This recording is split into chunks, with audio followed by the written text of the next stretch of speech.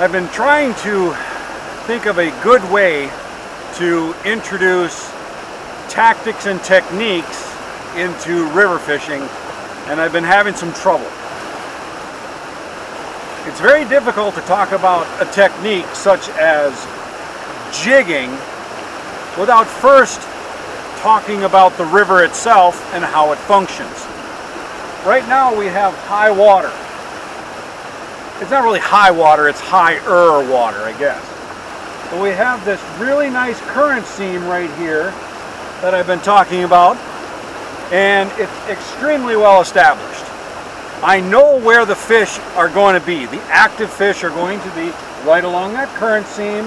There's going to be some neutral fish, maybe some active fish back in that confused water there, but that confused water is now extends a long ways downstream. So, while I'm talking, I'd like for you guys to pick a spot on the river and just continue looking at that spot. And what I want you to notice is that it's never the same. It always changes. The water sometimes will go left, sometimes it'll go right, sometimes it'll boil up, and other times it'll almost stop. Okay? Now, say there's a fish right here, and the water is 6 feet deep right there.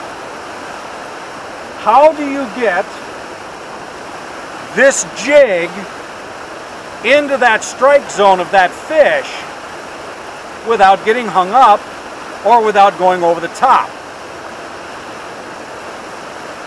Well, if you want to target that particular area or that fish, you need to cast up here, because it takes time for that jig to sink down.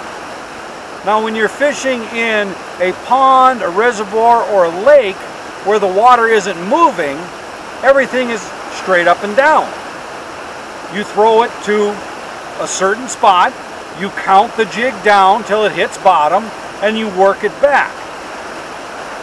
When fishing in the river, it's not that simple, because everything changes all the time.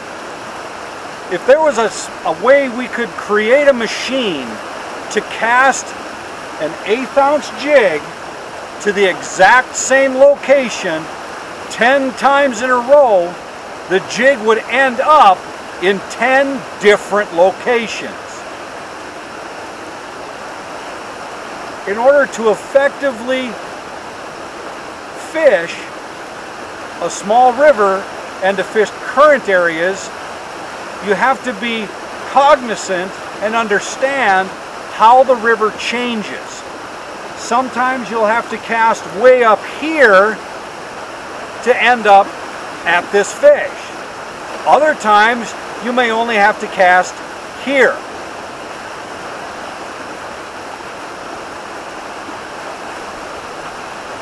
The other thing to keep in mind is what the wind is going to do on your lure.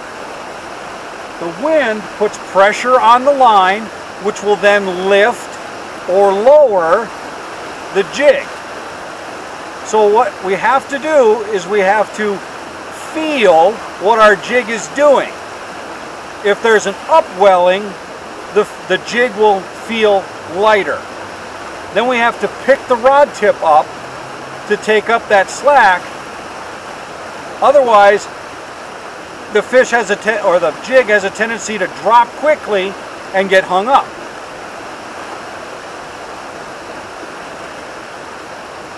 If we want to fish the confused water area, say downstream, say 30 yards, and you want to fish an area, say right here, you have to cast upstream a little bit, and it's a guessing game.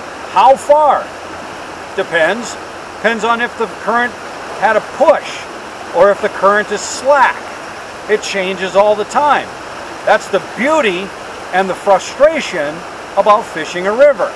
You have to be able to deal with all of these different current variables on every single cast. The goal is to catch the fish. I hope this was clear as mud. This is KDM. This has been another edition of KDM's Mud Minute.